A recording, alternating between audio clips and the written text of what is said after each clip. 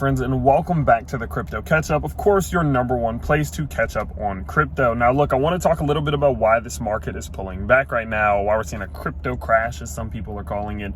There's a couple different reasons, and they're what I want to address with you all and just give my updated thoughts and opinions. Sorry, I'm not at the studio. I actually am getting my engagement photos done tomorrow, so I had to come get a haircut and come get some clothes. Had to do all that good stuff. Don't want the fiance to kill me here, so I'll keep you. I'll try to just do this video here from the car while we're getting some stuff done. Now, why are we seeing the crypto market crashing right now? Well, I would accredit this to three major points, one being the most obvious and then two other ones that people might not be thinking about, okay? Now, the first major point is obviously the Iran news, okay? We obviously got news that Iran had a retaliatory missile attack on Israel earlier this morning. Sorry, that was a bump. But they, so in response to an attack, Iran sent a missile strike, and of course that is never really good. Just one, from the perspective of war, you know, things definitely seemed like they were de-escalating to some degree, and now it seems like they really might escalate back up again. But also now that Iran is involved, that does lead to the possibility that there will be other major countries that will now also get involved, whether that's physically. That's the big question, and you know, a lot of people don't know. So of course there's uncertainty. People aren't sure what is going to come of this response, and so it's leading a lot of people to be a little bit worried about this. Now, my overall thoughts about this is that, generally speaking, what I've come to recognize now that there has been obviously the Russia-Ukraine situation, there's been Middle Eastern situations that have arisen over the last couple of years. There's obviously this situation with Palestine and Israel. There's Iran, all of these different things. What I've come to recognize is that the initial impact on the market is usually the worst part of it, right? So what I've maybe naively assuming is that nothing too crazy is going to result from what happened this morning with Iran, right?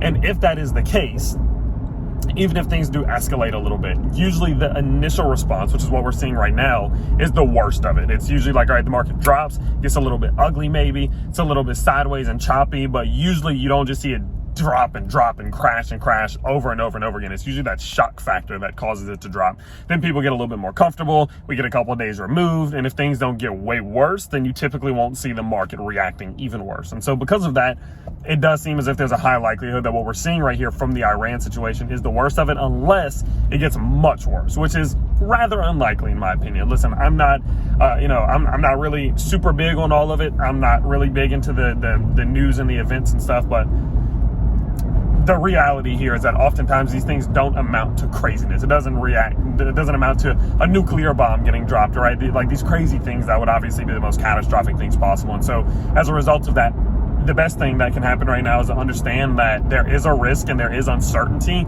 and there is a possibility that things do get ugly and things do get worse, and the conflict escalates even worse, and the next thing you know, we're in a terrible situation, and that is going to impact the market. But the reality here is, up until this point, that's just not what's happened, and that's not usually what happens. So that's one. Now, on top of that, there's also other things that are dropping the market. One thing that we have been paying attention to for the last 4 days, roughly 5 days, as the market has been moving higher, was the fact that liquidations to the downside were growing, and they were growing fast. And what that meant was that people were so confident that this market was going to continue higher, that Bitcoin was going to hit 70K, 75K, 80K, whatever it may be.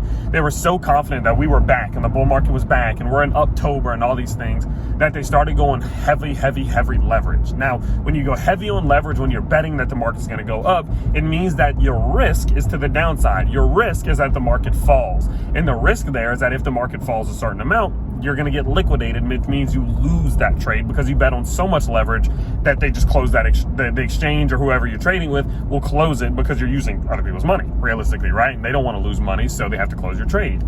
And so what happens is that when we're in those moments where everyone's so bullish and so confident that this market's going to keep going upwards, and they're leveraging so much and their liquidations are right below us, oftentimes, some people call it manipulation, other people don't. I definitely do think it is the case.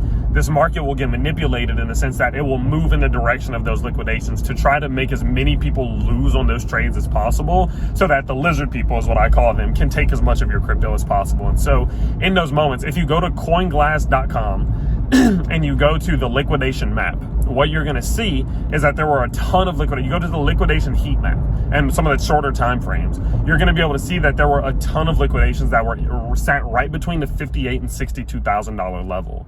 And so I told you all, you have to be careful. In these moments, it wouldn't shock me whatsoever if we see this market fall as low as $58,000 to go down and liquidate some of those people, because everyone's expecting this market to go upwards, and you will usually see the market go in the opposite direction. So that's reason number 2. Liquidations were super high. Now, reason number 3, profit taking. If you go to TradingView or whatever charting software that you have, and you draw resistance line from all of your macro highs, all those big peaks that we put in since March of this year, and you draw in your bottom lines, which is all those troughs that we put in since March of this year, what you're going to recognize is that we were sat at the very top of this big ass channel that we've been in for the last 4, 5, 6 months. And because of that, people are like, well, realistically, every time we've gotten to the top of this channel, the market's pulled back. We're going to start taking some profits because we don't want to, they might have bought at the bottom of the channel. They were sitting at the top of the channel now, and they don't want to lose on those trades or whatever, right? They don't want to lose those gains. They just took some profits off the table. It's normal that whenever you get to the top of macro structures, that people will take profits. It's just what happens. And so as a result of this Iran news, as a result of liquidations, and as a result of general profit taking, we're seeing the market crashing. We're seeing the market pulling back. Now, personally speaking, I can only control what I can control. I can only expect what I can expect. And typically speaking, in situations like this, we will find this thing bottom out.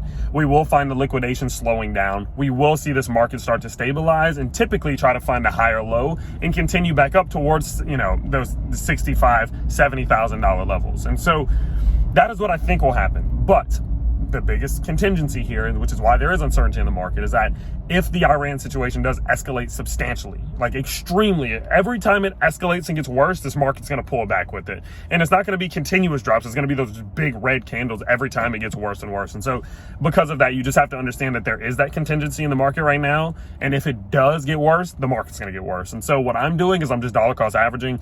Every time there's bad events like this, every time something bad happens in the world that causes the market to drop, I start buying like crazy, because history says we will move on. We will find a point of stability. We will move past, and that's what I think will happen here. So I'm not too scared, not worried, not really all that concerned. I just am a little uncertain as what's going to happen as a result of this escalation in the Middle East.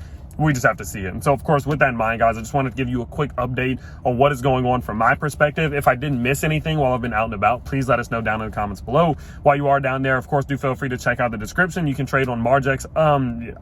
I would let you know if you do trade on Margex or anything right now, or just any exchanges, be a little light on the leverage. I wouldn't go anywhere past like 5 or 6x right now because it is risky, but you can do that with no KYC necessary down below. I have a Patreon down there and a couple other things for you to check out. So feel free to do that. Let me know your thoughts down in the comments, and I'll see you all next time. Peace out, everybody.